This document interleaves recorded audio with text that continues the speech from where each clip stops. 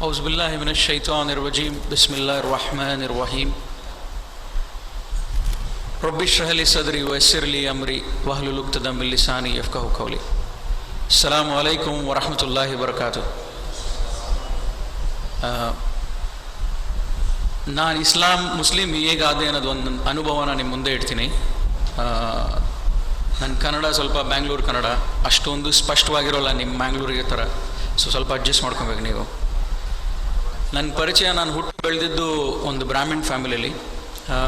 ಪೂಜಾರಿಗಳು ಒಂದು ಸೆಕ್ಟ್ ಇದೆ, ಅವ್ರಿಗೆ ಬ್ರಾಹ್ಮಣರು ಅಂತಾರೆ. ಆ ಫ್ಯಾಮಿಲಿಯಲ್ಲಿ ನಾನು ಹುಟ್ಟು ಬೆಳೆದಿದ್ದು. ಹುಟ್ಟೂರು ಮೈಸೂರಿನಲ್ಲಿ ನಮ್ಮ ತಂದೆ ತಾಯಿ, ನನ್ನ ತಂಗಿರು ನಾವೆಲ್ಲ ಮೈಸೂರಿನಲ್ಲಿದ್ದಿದ್ದು.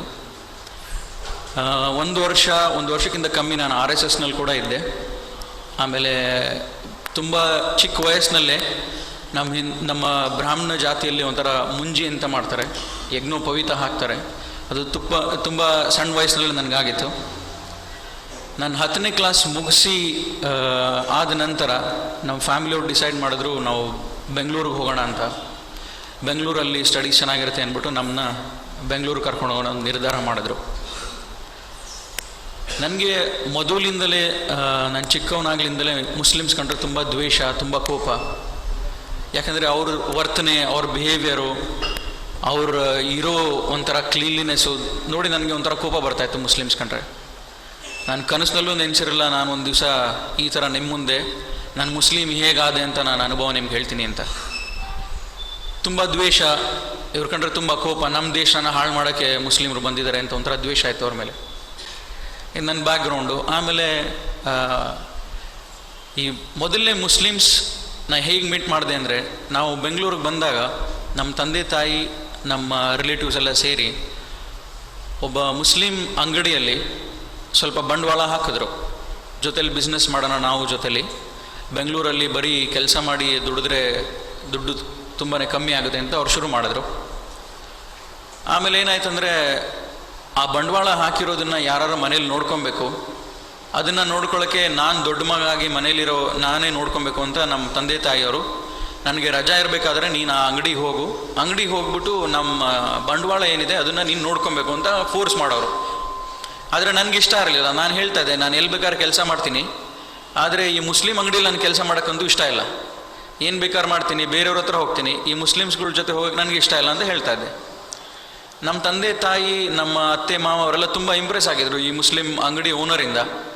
ಅವರು ನಮಗೆ ಬಂಡವಾಳ ಹಾಕಿ ಕೊಟ್ಟಿದ್ದಾರೆ, ನಮ್ಮ ಹತ್ರ ಏನು ಪ್ರಾಫಿಟ್ ಕೇಳ್ತಾಳ, ತುಂಬ ಒಳ್ಳೆಯವರು, ತುಂಬ ಒಳ್ಳೆ ಬಿಹೇವಿಯರು, ಹಾಗೆ ಹೀಗೆ ಅಂತ ತುಂಬ ಹೊಗಳಿಕೆ ಇತ್ತು ಅವ್ರಿಗೆ.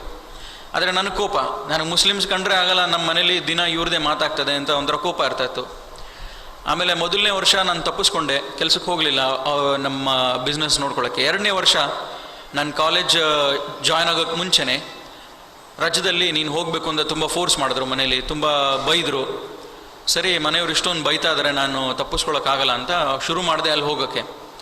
ಅವ್ರದ್ದೊಂದು ಶಾಪ್ ಇತ್ತು ರಾಜಾಜಿನಗರದಲ್ಲಿ. ಆಮೇಲೆ ಅವರು ನಮಗೆ ರಾಜಾಜಿನಗರದಲ್ಲಿ ಬೇಕಾಗಿಲ್ಲ, ನೀವು ಚಿಕ್ಕಪೇಟೆಯಲ್ಲಿ ನಮ್ದು ಇನ್ನೊಂದು ಅಂಗಡಿ ಇದೆ, ಅಲ್ಲಿ ಹೋಗಿ ನೀವು ನಮಗೆ ಸಹಾಯ ಮಾಡಿ ಅಂತ ಹೇಳಿದ್ರು. ಸರಿ, ಅಲ್ಲಿಗೆ ಹೋದೆ. ಅಲ್ಲಿಗೆ ಹೋದ್ಮೇಲೆ ಮುಸ್ಲಿಮ್ಸ್ ಕಂಡ್ರೆ ಇನ್ನೂ ದ್ವೇಷ ಶುರುವಾಯಿತು. ಏನಕ್ಕಂದರೆ ಅಲ್ಲಿ ಹಿಂದೂ ಹುಡುಗರು ಮುಸ್ಲಿಮ್ ಆಗಿದ್ರು. ನನಗೆ ತುಂಬ ಕೋಪ ಬಂತು. ನಾವು ಇವ್ರನ್ನೆಲ್ಲ ಇಂಡಿಯಾ ಬಿಟ್ಟು ಒದ್ದೋಡಿಸ್ಬೇಕು ಅಂತ ನಾವು RSS ಅದು ಇದು ಮಾಡ್ತಾಯಿದ್ರೆ, ಇವನು ಈ ಶಾಪ್ನಲ್ಲಿ ಎಲ್ಲರೂ ಹಿಂದೂನೆಲ್ಲ ಮುಸ್ಲಿಮ್ ಮಾಡ್ತಾನೆ ಅಂತ ತುಂಬ ಕೋಪ ಬಂತು, ಸಿಟ್ಟು ಬಂತು ನನಗೆ. ಸೊ ಇವ್ರಿಗೆ ಬುದ್ಧಿ ಕಲಿಸ್ಬೇಕು ಅಂತ ಒಂದು ನಿರ್ಧಾರಕ್ಕೆ ಬಂದೆ. ಆಮೇಲಿಂದ ಏನು ಇಸ್ಲಾಂ ಅಂದರೆ ಏನಕ್ಕೆ ಇವ್ರು ಕನ್ವರ್ಟ್ ಆಗ್ತಾರೆ ಅಂತ ಕೇಳಿದೆ ಅವ್ರಿಗೆ. ಆ ಹುಡುಗಿರು ಅಷ್ಟು ಓದು ಬರ್ದಿಲ್ಲ. ಅವ್ರು ಹೇಳಿದ್ರು ಇದೇ ನಿಜ, ಅದಕ್ಕೆ ನಾವು ಆಗ್ತಾ ಇದ್ದೀವಿ ಅಂತ ಹೇಳಿದ್ರು. ಬೇರೆಯವ್ರು ಹೇಳಿದ್ರು ಇಲ್ಲ, ಇವ್ರ ಜೊತೆ ಆರ್ಗ್ಯೂ ಮಾಡೋಕ್ಕಾಗಲ್ಲ, ನಮಗೇನು ಗೊತ್ತಿಲ್ಲ ಅಂತ ಹೇಳೋರು. ಸರಿ, ನಾನು ಹೇಳಿದೆ, ನೀವೆಲ್ಲ ಕೀಳ್ ಜಾತಿಯವರು, ನಾನು ಬ್ರಾಹ್ಮಣ, ನಾನು ಇವ್ರ ಜೊತೆ ವಾದ ಮಾಡ್ಬೋದು, ನನಗೆ ಗೊತ್ತು ಹಿಂದೂಯಿಸಮ್ ಬಗ್ಗೆ. ಈ ಮುಸ್ಲಿಮ್ಸು ಕನಸಲ್ಲೂ ನಾನು ಯೋಚನೆ ಮಾಡಿರಲ್ಲ ಇವರೊಂದು ಸನ್ಮಾರ್ಗದಲ್ಲಿ ಇರ್ತಾರೆ ಅಂತ. ಸೊ ಇವ್ರು ಹೇಗೆ ನಿಜವಾಗಿರೋ ಒಂದು ರಸ್ತೆಲಿರೋಕ್ಕೆ ಸಾಧ್ಯ, ನಾನು ಇವ್ರ ಜೊತೆ ವಾದ ಮಾಡ್ತೀನಿ ಅಂತ ಒಂಥರ ಚಾಲೆಂಜಿಂಗ್ ಆಗಿ ನಾನು ತೊಗೊಂಡೆ. ಆಮೇಲೆ ಏನಾಯಿತು, ಅವ್ರ ಜೊತೆ ಜಗಳ ಶುರು ಆಯಿತು.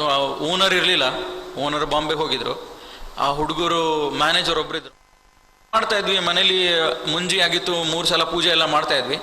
ಆದರೆ ಏನು ಹಿಂದೂಯಿಸಮ್ ಅಂದರೆ ಯಾವ ಅರ್ಥ ಅನ್ನೋದು ತಿಳ್ಕೊಳ್ಳೋಕ್ಕೆ ಸ್ವಲ್ಪ ತುಂಬ ಪ್ರಯತ್ನ ಮಾಡಿದೆ. ಅದು 2 ವರ್ಷ ನಾನು ಅನಾಲಿಸಿಸ್ ಮಾಡಿದ್ದು. ನಿಮ್ಮ ಮುಂದೆ ಸ್ವಲ್ಪ ಇಡ್ತೀನಿ, ಅಷ್ಟೊಂದು ಟೈಮ್ ಇಲ್ಲ ಇವಾಗ. ಸೊ ನಾನು ಏನೇನು ಅನಾಲಿಸಿಸ್ ಮಾಡಿದೆ ನಿಮ್ಗೆ ಹೇಳ್ತೀನಿ ಇವಾಗ. RSS ಅಂದರೆ ರಾಮನ ಬಗ್ಗೆ